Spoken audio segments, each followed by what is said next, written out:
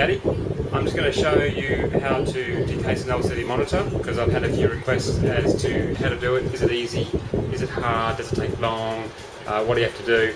And after decasing a number of myself, my arcade machines and various other things, I've discovered it's actually pretty easy and it's pretty similar across all monitors with a slight variance, but generally speaking, you decase one, you decase them all. So I've got one here and I'm going to go through it and show you just how easy it can be. Okay, so, and I hope the lighting is good enough for this. What we got here is a Toshiba, and it's an LED LCD, so you can see it's really, really slim. But again, the essential fundamentals, if you like, should be the same. Forgive me if I'm a bit silly, because I've had a couple of wines, so this could be either informative or humorous. So, I'll just set this little hooker up. Okay, screwdriver. I'm just going to put this screen so I can see what's going on in case I need to. Right, so the first thing you want to do is just locate any screws that you might have, and in this case there are none, so I'm just going to get the base off, which in this case is just a matter of squeezing these things, little release clips. There we go, pull them off, chuck that away, done, don't need it. Now, there's two screws down in there. Again, each machine will differ. Not all machines are essential that you take all the screws off, but I just like to do it as a rule of thumb, because you just don't know what screws are attaching what, which, you know, it could be anywhere. So, okay, there's those two off. Yank that little bit out. Ta-da! I'm looking at my screen upside down. Okay, so now for the decasing. Let's get us in shot here. Get those screws out of the way. Okay, so this here, if we look this way, okay, there's the screen. So what I'm doing, turning it round, face up. This part here is the very top centre. So that's the bottom, you know, where your controls and your brand name is. Here is where the bezel is at the top. So all you do is simply grab it with your fingers and pull. Pop, pop, pop. Pop, pop, pop. Poppy, poppy, pop. Just spin it around. Now, a little bit of care down the bottom, because you don't know where these controls are located. They could be attached to the front, they could be attached to the back. So, same approach here, just clicking it all up. And in this case, it's on the front. Now, if you just look here, hang on, let's go the right way. This little fella here, you look at that and you go, focus, you go, oh crap, I've just pulled something off I shouldn't have. Never fear. All that is, my friends, is when you pop this little circuit board off, you can, don't know if I can do it one-handed, because it's awkward. Two little clips either side. Just move one aside. Come on.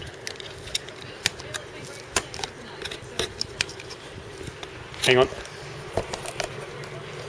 Give me the two hands to get this bit out.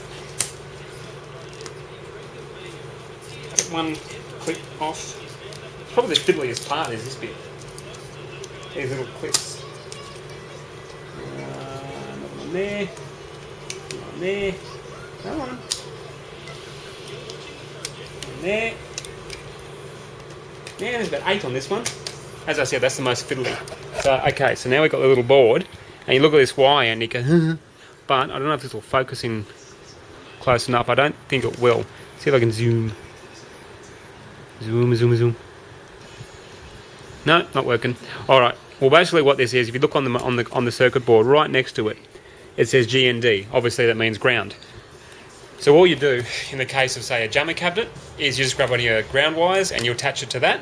The monitor will operate without it, but it was attached for a reason. So just attach it to a ground wire from the jammer cabinet, or if you're using it for a main machine, just grab one of your ground wires off your Molex, one of the black ones, and attach it to that, just so it's grounded out, earthed out, whatever you want to call it.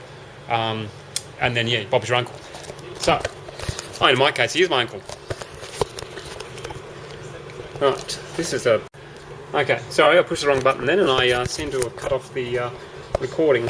It's just this bloody friggin' idiotic bloody tripod. It's a pain in the ass and a piece of crap. But anyway, so once you've got that out of the way, in this particular one, in the front, there's 2 little speakers as well. So you're just going to slide them out of your case. 1, 2, they just pop out. Bit of tape, bugger him off, and there you go. Here's your front bit off. Now for the back bit, it really is as simple as grabbing your panel and just working it out.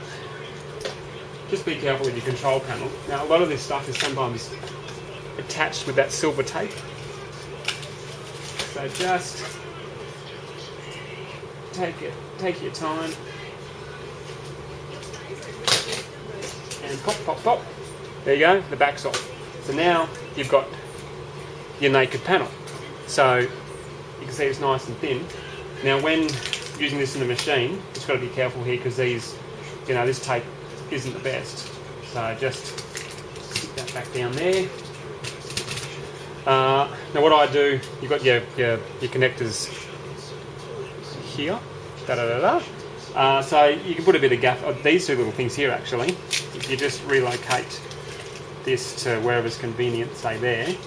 When you've got it in your cabinet, there's 2 little holes there. You can just put a couple of screws down into the wood and that'll hold that secure, and same with this thing, because otherwise they fall down and go plop, nothing's holding them in place, and just eventually they'll come out and it's probably not going to be good news for anyone.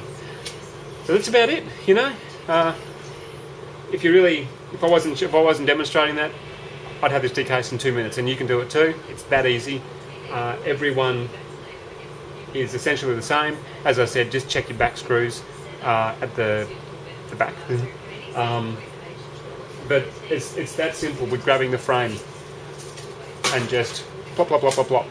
You could rip it right off if you want, but as I said, just always make sure you know where this is, because that's important, because you'll need to be able to access that. But other than that, that's it. That's a monitor decased. Dead simple. Sorry for looking at the screen. That's just, yeah.